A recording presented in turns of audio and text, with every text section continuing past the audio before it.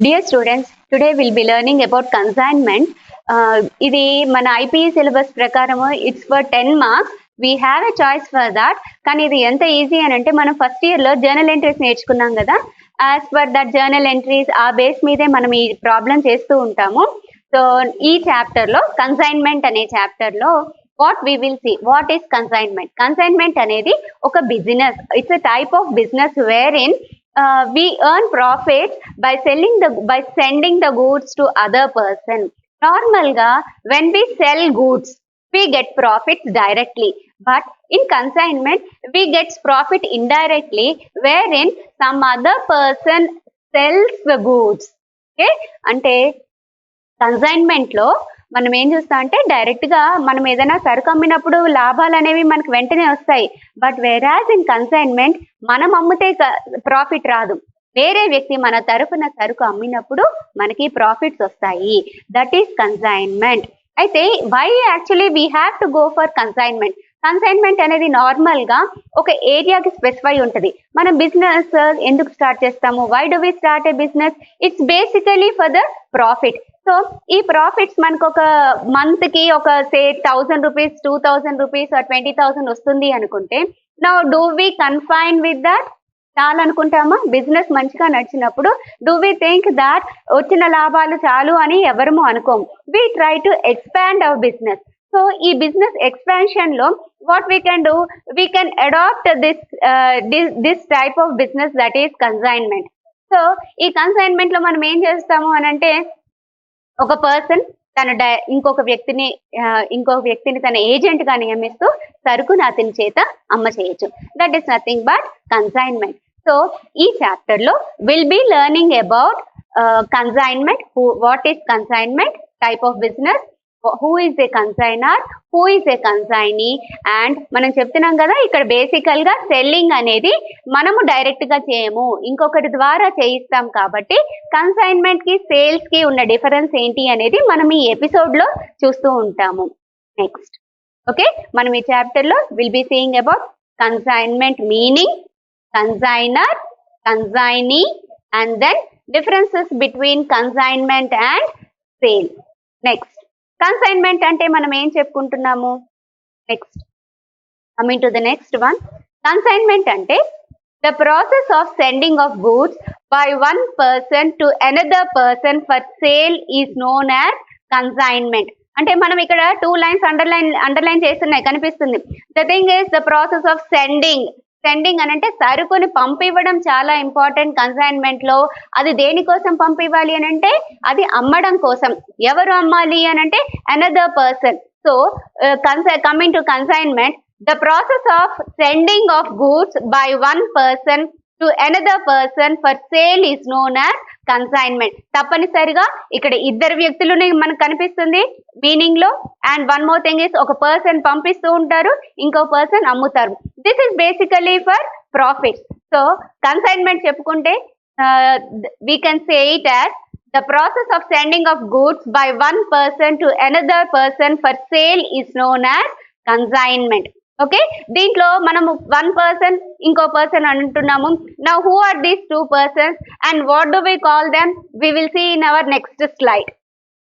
Okay, so next లో మనకి ఇక్కడ ఒక ఫిగర్ కనిపిస్తుంది. ఆ ఫిగర్ లో we see consignor with red one and consignee. We can also see buyer. So normal గా మనం బిజినెస్ లో చూస్తూ ఉంటే డైరెక్ట్ గా పర్సన్ ఒక బయ్యర్ కి తో డైరెక్ట్ గా కాంటాక్ట్ ఉంటాడు. He will be directly in contact with the buyer. But వేరాస్ in consignment ఇక్కడ కన్సైనర్ ఉంటాడు, కన్సైనీ ఉంటారు, అండ్ బయ్యర్స్. మనం ఈ ఫిగర్ లో చూసినట్లయితే కన్సైనర్ అనే వ్యక్తి సరుకుని ఎవరికి పంపిస్తున్నాడు అని అంటే consignee. He is not directly in contact with our buyers. Buyers అనే వాళ్ళు ఎవరు కాంటాక్ట్ తో ఉంటారు అంటే consignee. So the person who is sending the goods is called as consignor. The person who is selling the goods is called as consignee, and who are purchasing the goods are received by the buyers. అంటే selling అనేది మనం ఇక్కడ చూస్తున్నాము. Consignor sends goods, consignee cells goods. Okay, remember this figure. ఇది future లో మనకి next classes లో consignor అంటే you have to remember this red person, consignee అని అంటే the person female person. Okay, so ఇది మనకి chain. It's only to get you understand with the chain. ఏంటనంటే కన్సైనర్ అనే వ్యక్తి డైరెక్ట్ గా బయర్స్ తో లింక్ ఉండదు. కన్సైనర్ వేరు, కన్సైనీ వేరు, and buyer is different. Coming to okay, please note it down as and when the slides appear. Consignor అంటే ఎవరో చూద్దాము. The person who sends goods is called as consignor. ఎవరైతే సరుకుని పంపిస్తారో ఆ వ్యక్తిని మనం కన్సైనర్ అని అంటాము. Next consignee.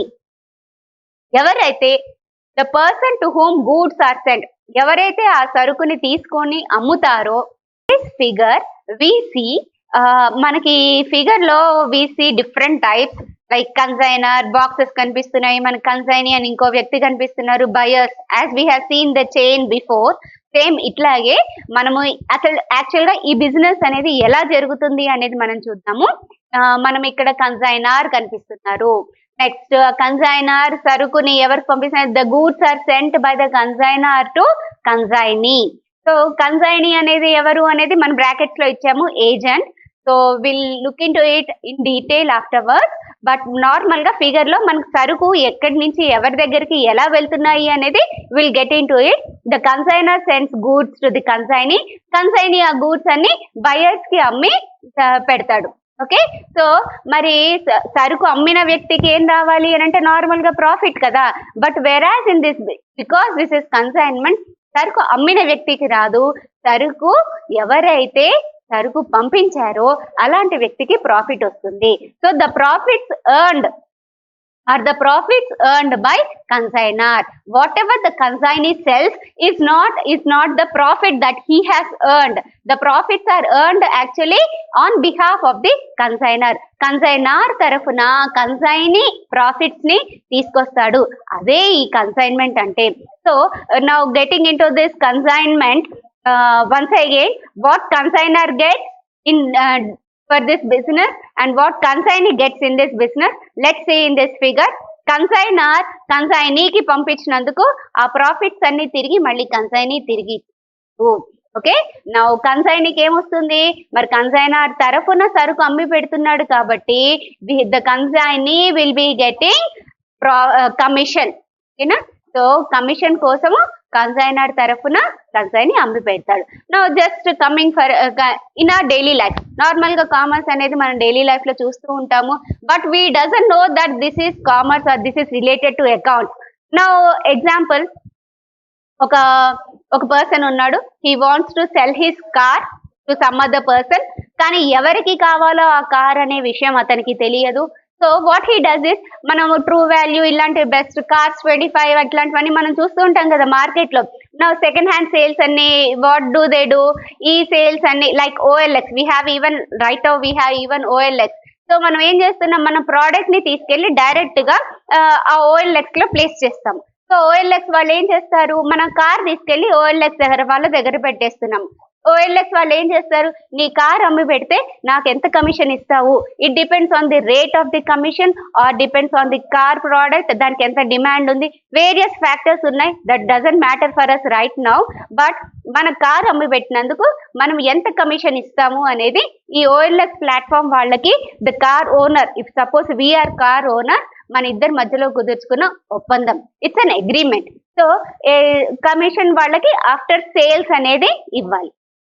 ఓకే, మనం OLX వాళ్ళకి ముందుగా కమిషన్ ఇచ్చేసాం కదా, నువ్వు కార్ అమ్మి పెడితేనే ఇస్తానంటాం కదా.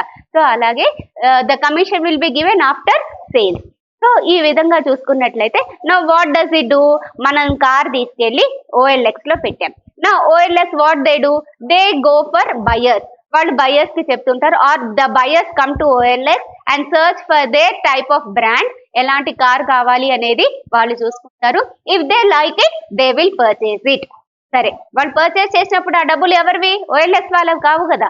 ఆ అమౌంట్ అంతా ఎవరిది అని అంటే it belongs to the car owner, not of the OLX వాళ్ళది కాదు ఆ కార్. ఎవరో తీసుకొచ్చి కార్ అక్కడ పెడితే OLX are only selling that car. So consignment కూడా ఇదే. Now we are like consignors, OLX is a platform, they are called as consignee, buyers అనేది దే ఆర్ బయర్స్. సో మనకు అమ్మి పెట్టినందుకు గాను OLX people will be getting commission for selling of our car. So ఇదే consignment అంటే. We have seen such type of businesses in our daily life, but we doesn't know that this is consignment. Now that we will be doing accounts for this in our accountancy second year. So ఇక్కడ ఏమవుతుంది అని అంటే, సరే car అమ్మేసాము and the car is sold, we will be getting profits, okay, well and fine. But once if the profits are not earned, అంటే ఆ selling అనేది జరగకపోవడం, అంటే కార్ కూడా ఎవరు మనకి అది తీసుకోకపోవడం, కార్ ఎవరు పర్చేస్ చేయకపోతే నా who is responsible for it? Consignee. ఆ కార్ని కన్సైనీ అంటే ఓఎల్ఎక్స్ ప్లాట్ఫామ్. ఆ షోరూమ్ లో కారు ఒక 2 months ఉంది, ఎవరు రావట్లేదు. Do they keep that cars for few more months? ఆ కార్ అనేది ఇంకా అట్లాగే పెట్టుకోరు కదా, అది అమ్మేంత వరకు. దే సెండ్ ఇట్ బ్యాక్, ఎందుకంటే అది ప్లేస్ ఆక్యుపైయింగ్ లేదా outdated or something due to various reasons ఆ కార్ ని తిరిగి తన ఓనర్ కి పంపించేస్తారు. అలాగే even in consignment what happens is, if the consignee is unable to sell the goods are sent back to the consignor. అంటే ఒకవేళ ఆ కార్ అమ్ముడు పోకపోతే ఆ కార్ ని తిరిగి ఇదిగో అయ్యా ఇది నీ కారు, ఇది ఎవరు కొనుక్కోవట్లేదు అని చెప్పి he returns back to the consignor. So the same way, even in our business, consignee returns the goods, whatever is unsold, he will return it back to the consignor. So this is called consignment. ఒక simple way చెప్పాలంటే this is consignment. మరి consignor కి ఏమొస్తుంది ఈ business లో అంటే, నా what is a consignor and who is a consignor అనేది మనం చూద్దాము. We can see in the slide. Consignor is the owner of the business. Consigner is the principal of he acts as a principal. Now principal అంటే మనం కాలేజీలో ఉన్న principal అనుకుంటున్నారా? No, not that type. Business లో చేయాల్సిన పనులన్నీ consignee తన తరఫున చేయాల్సిన పనులన్నీ ఇంకొక వ్యక్తితో చేయిస్తాడు కాబట్టి now that person is called as consignor. And next, what does the consignor get? The consignor does all this business for profit. Mainly the motive of any business is profit. Ultimate in first year మనం చదువుకున్నాం కదా, ఏ business చేయాలనుకున్నా కానీ we have 2 types, social activities. Social activities పక్కన పెడితే గనక the main purpose of any business is profit. So ఈ profits earn చేయడానికి any businessman will go to any extent. So he will work hard to get this profits. So consignor ఒక రకంగా చెప్పాలంటే, consignor is the owner of the business, he is the principal of the business and he acts as a principal of the business and he earns profit in this consignment. Now coming to consignee. So consignee అనే వ్యక్తి ఎవరు and what does this consignee go? Consignee అనేవాడు he is the seller, he is an agent and he works for commission. So ఈ commission అనేది అంటే ఈ process లో consignment process లో the consignee will be getting commission on this consignment. Okay, so basically మనము consignment చూసుకున్నట్లయితే consignee will be acting, consignor owner అయితే consignee is a seller, consignor principal అయితే consignee is an agent, consignor will be earning for profit and consignee will be acting for commission. Okay, so మనం ఈ chapters ఇప్పటి వరకు మనం నేర్చుకున్నది ఏంటి? What is consignment, who is a consignor, who is a consignee. Once again we'll recapitulate. Consignment అంటే ఏంటి? The process of sending goods by one person to another person for sale of goods is called as consignment. Next, coming to consignor, the person who sends goods is called as consignor. Now coming to consignee, the person who sells the goods is called as consignee. Okay, I expect you all to write down whatever comes in the slide so that for your further reference. మనం ఇవన్నీ మనకు ఒకసారి గుర్తుంటే కనుక we can understand for the next class కి వచ్చేసరికి you get thorough with who is a consignor and who is a consignee. In next మనం problems లో చేసేప్పుడు we don't call consignor consignee, problem లో ఇవ్వగానే the person who is sending goods, మన mind లో we have to fix it that he is a consignor. The person who is selling the goods, we have to fix in our mind that he is a consignee. So పేర్లు ఇస్తారు, we will B referring the names and getting into our problems in our next case. Next. Okay. So మనము consignment లో now we will be seeing about the differences between consignment and sale. So మనం చెప్పుకున్నాము consignment is different and sale is different. Coming to the differences between consignment and sale, the first difference is between parties. Now who are the parties involved in consignment? Let's get into it. Consignment లో 2 parties ఎవరు అని అంటే, మనం ఇంతవరకు మనం చెప్పుకున్న 2 వ్యక్తులు ఉంటారు అని. ఆ 2 వ్యక్తులు ఎవరు అని అంటే the consignor and the consignee. Okay, in the sale, మన సేల్ జరిగినప్పుడు we call them as a seller and we call them as a buyer. ఒక సెల్లర్ ఉంటారు, ఒక బయర్ ఉంటారు అని చెప్తాము. whereas in consignment we say that there is a consignor and there is a consignee. Okay, next coming to the second difference, that is ownership of goods. Okay, so ownership of goods అంటే ఇక్కడ ఎవరు owner? మనం ఇందాక example లో తీసుకున్నట్లయితే, now who is the owner of the car? It's not the OLX, it is the person who wants to sell the car is the owner of the business. So ఇక్కడ మనం ఇక్కడ కూడా అంతే, ఎవరైతే సరుకుని పంపించి అమ్మదలిచాడో అలాంటి వ్యక్తిని మనము ఓనర్ అని అంటాము. So the owner of the goods is consignor and the person who sells the goods is called as consignee. whereas in sale లో ఏం జరుగుతుంది? The goods or ownership of the goods are transferred from seller to the buyer. ఒక్కసారి మనం సరుకు అమ్మేస్తే సరుకులు అమ్మే వ్యక్తి దగ్గర నుంచి ఆ ఓనర్షిప్ వెళ్ళిపోతుంది. Like suppose if you by a TV, మనం ఒక షోరూమ్కి వెళ్ళి ఒక టీవీ కొన్నాం అనుకోండి. ఆ టీవీ మనం కొన్న తర్వాత who is the owner of the, మనం ఇంట్లో తెచ్చి పెట్టుకున్నాక we are using that. Do you think the shop owner is the owner of the TV? No. ఎవరు ఓనర్ మనకి? ఒక్కసారి మనం పేమెంట్ చేశాక అది తీసుకొని వస్తే ఆ నెక్స్ట్ ఆ టీవీకి మనం ఓనర్స్ అవుతాం. అలాగే even in sale it is like that.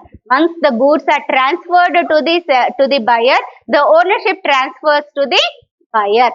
Okay, from the seller to the buyer. Next point of difference is relationship. The relationship between the consignor and consignee is that of principal and agent. Now principal and agent అంటే మనం agent అనే ఎవరిని అంటాము? The person who acts on our behalf is called as an agent. మన తరఫున పనిని చేసి పెట్టే వాళ్ళని మనం ఏజెంట్ అంటాం. కాబట్టి now ఇక్కడ మన పనిని ఎవరు చేస్తూ ఉంటారు?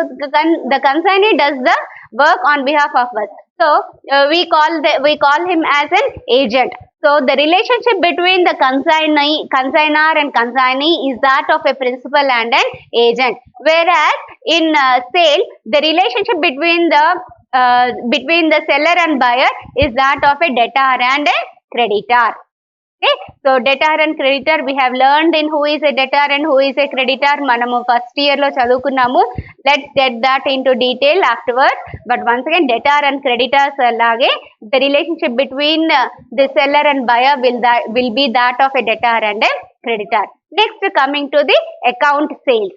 Account sales అనేది this is prepared by the consignee, stating all the sales, stating all the expenses made by him and the commission received by him and if any advance given by that person.